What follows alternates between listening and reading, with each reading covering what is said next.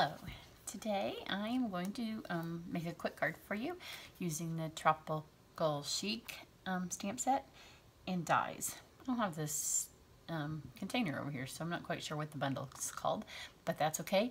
If you follow me on Facebook, it's going to be the product of the week next week, so there'll be a whole lot of stuff that you'll see me doing with it next week. But here's the stamps, and I'm going to show you, like I said, a quick card with it today. If you're coming to camp and you're watching this, then you're going to make this card this weekend.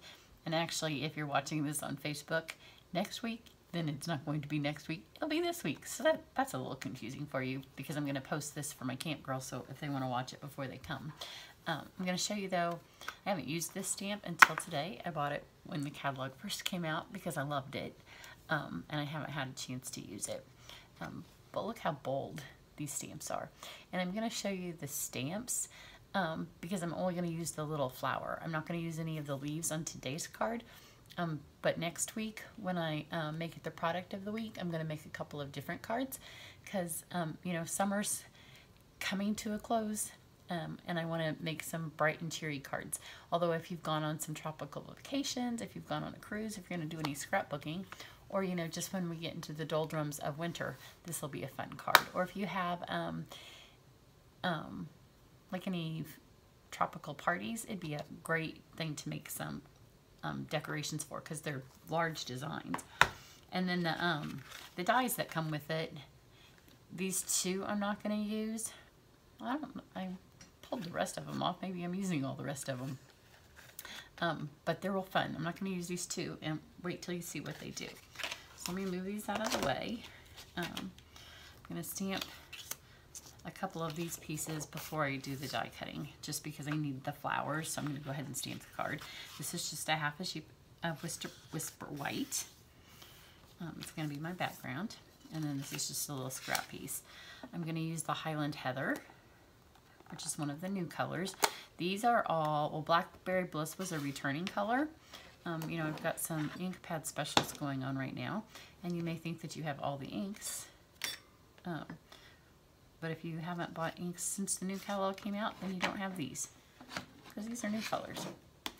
So this is the Highland Heather. I'm going to stamp two of the little tropical flower. So I've got two of those. And then here on the card, in the stamp set, you get this fun little thing. And I've seen a lot of people use it in black. I'm going to use it not, oh, no, not going to use it in that color. Almost used it in the wrong color. So I'm done with the Highland Heather. Move that out of the way. I'm going to use it in the soft seafoam, which is probably my new favorite color. I love this color. But the nice thing about this little stamp, a lot of people have used it in black. So it makes some fun black backgrounds. And if you don't, the stamping on that, not real good. You know, anytime I do this upside down and far away, see if I can fix it. Otherwise, you know what? That's going to be a really pretty back of the card. And sometimes at camp, people are like, are we supposed to do that to our card? No, you're not supposed to. That's my mess up. I'm going to move it a little bit more towards me and stamp better. 3 of these goes across the card perfectly. There we go. That's better. See, I can stamp. And then I'm going to put it on the inside too. But you know, we have 2 sides of cards, and then there's the back. And if you just mess up, just move it to the back. You can put your little hand stamp signature and just cover that right up. So there's that. So that's the soft seafoam. Close that. And then I have the Blackberry Bliss. And this is going to be the words. So I'm going to pay a little bit more attention when I stamp and stop talking for a second. These words say, with much love and thanks. And I'm going to turn it right side up and move it a little bit more towards me so I can see. And anytime you stamp with tiny words like this, you don't want to rock them all around because they'll be too fat and smudgy. So there you go, with much love and thanks. I missed a tiny little bit there on my K. I don't think, because my stamp pad's all the way over there when I do these videos. I probably didn't ink it very well. But you know what? I also have my Blackberry Bliss here. So I'm going to take, here, I'm going to show you how I fix it. See right here, tiny little bit that I missed. So when you have all the markers in the colors that you have your stamp pad, just take this little bit and look, fixed, no problem. I mean, it wouldn't have really mattered. This card's going to be so busy that it wouldn't have mattered, but it's fixed. I'm going to take, the reason I have my marker, I'm going to take my flowers and these little wispy bits here. You're going to see when I post my card I made earlier, these don't look great because I tried it with the blends because I wanted it, the light blend was a little bit lighter than the blackberry and I thought it would be a nice other shade, but it bled. So it didn't look pretty. So it's got light blackberry blend that's bled, and then I put this over the top of it. So it doesn't look great. So this time I'm just going back to just the marker because this doesn't bleed. So that just kind of gives it some highlight there. See? There you go. Now we're going to just big shot the rest of this out and we're about done with the card. There's no ribbon on this one, just some big shot pieces. So it does kind of make a mess because there's a bunch of the stuff that falls out. So it comes with this fun background piece, and I'm going to use it twice, which works out well because this little piece needs to be cut out twice. So I've got a piece of champagne cardstock, which is one of my favorite pieces.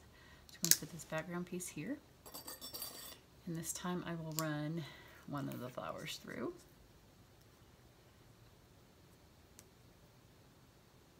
Line that up. Plunk that on there. Send it through. When I made the card, it did cut. I think it cuts okay on my machine. You know, all machines are a little bit different because their pressure is all different. In fact, I have two big shots, and one of my big shot machines cuts a little bit better than the other. But you can always flip them over before you pop them out. See, I think that's fine. I did run them back through upside down the first time, but I think they're fine. See, isn't that pretty? So I'm going to lay that there. And then you do need to make sure anytime, if your things aren't cutting well, if you have pieces that it looks like it never cuts, make sure that you've got all the paper popped out of it. Because if you leave any of these bits of paper, it's not going to cut.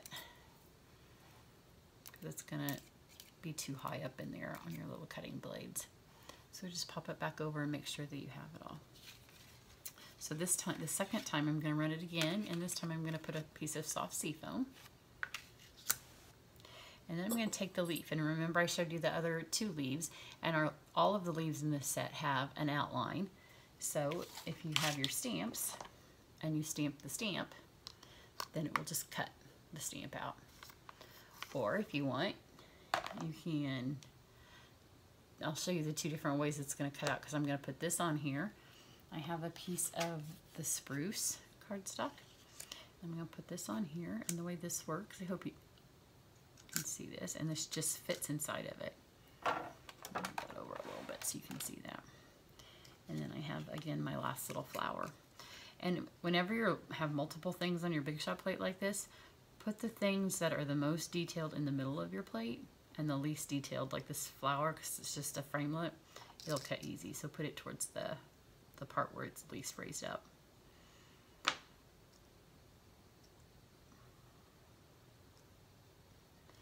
Put that there. Squish all my stuff down.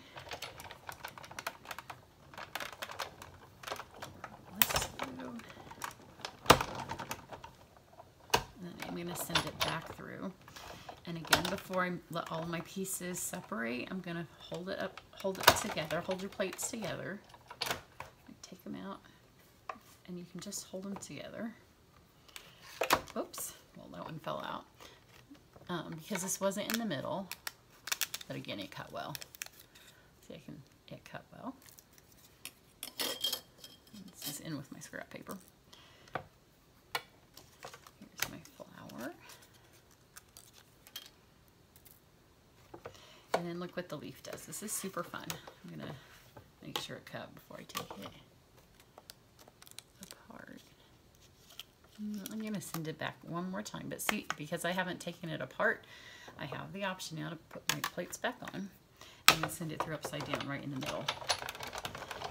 Because it's so much easier to do this than it is to sit there and poke it forever. Move my big side out of the way. Oh yeah, now when you see it, see how now it just falls apart, which is what I wanted it to do the first time. So here it's fallen apart. Now look, it's in two different pieces. I've got this piece here because of the way the dies go together. So I've got a piece here. Lay it on the table so you can see it. So there's one piece of the die, and then I'm going to take this piece, which I could have run through just on its own, but I wanted to have two pieces. You see when I poke this out, now I also have this piece. So I've got this piece that I'm going to take here, because at camp, most of the time at my camp, we do decorate the insides of my cards. And here's a little tip for you. Sometimes, you know, this is hard to get any adhesive on. But if you have this slippy stuff, technical term, the slippy stuff that's on your dimensionals, your snail doesn't stick to it. So just lay this on here, and just, it doesn't need a lot. So just put a little bit of adhesive on there. And then here's this part that I stamped on the inside of my card. And there you have a cute decorated inside, and it didn't require any more work or hardly any more paper, because we were already going to run the spruce piece of cardstock through to get the piece I needed for the front. So I've got these two pieces here, and you do need to cut these. There's a little piece here that didn't come out, because it doesn't cut into a square. But hopefully you can see where it pressed on the big shot, it left a line. So it's easy to cut. Well, it's easier if I take my glasses off because I do wear bifocals, and it's easier if I'm looking straight down on it. So I'm just going to hope for the best. But it's got a nice line, and it doesn't have to be, I mean, it's just a straight line. Just pretend you're in kindergarten. Back when cutting straight didn't bother you and it wasn't a stressful activity, and just cut straight.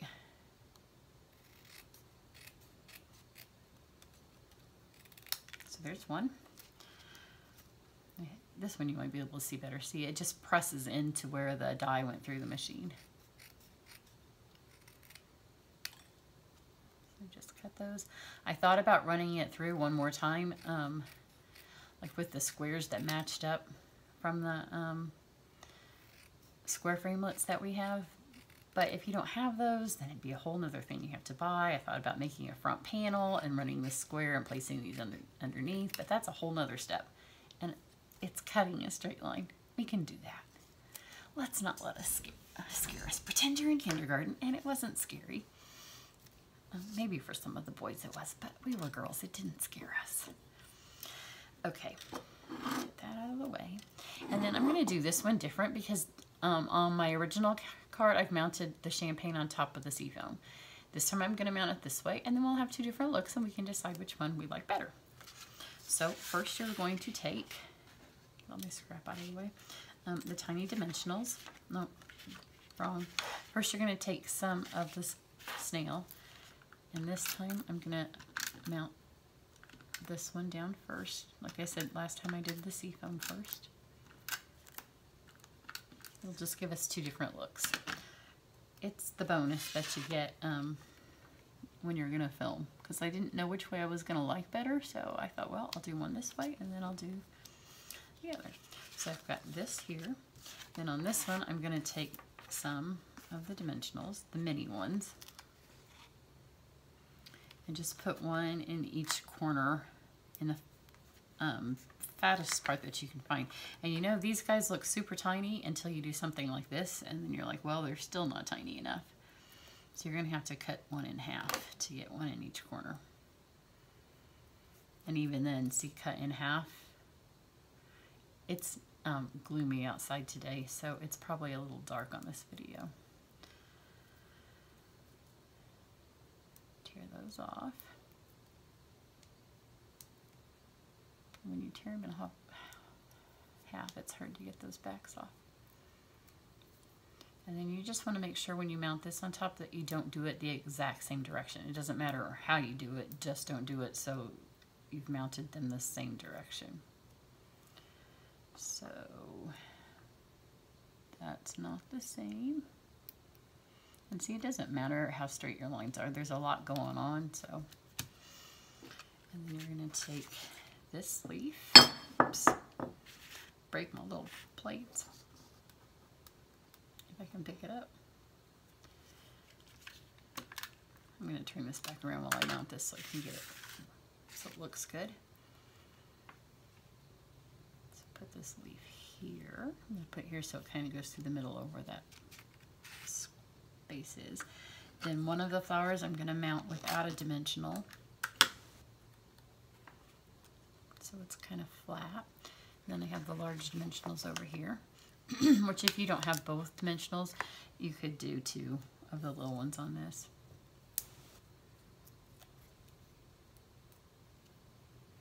Just so it's not on top, so they're not, it looks better, I think, if they're not flat on each other. And then we're almost done. These are the tropical element embellishments, and they're little, like, I think they're plastic, but they look like little wood pieces. It's getting ready to storm. You know, I always end up filming like at 2 in the afternoon in Indiana in the summertime. It doesn't always rain, which it rained for maybe like 1 minute, but sometimes the storm clouds move through. And you know, if I wait any longer, then it might rain, it might not rain. So I'm going to take one of the leaves, maybe, and I just stuck it on with snail.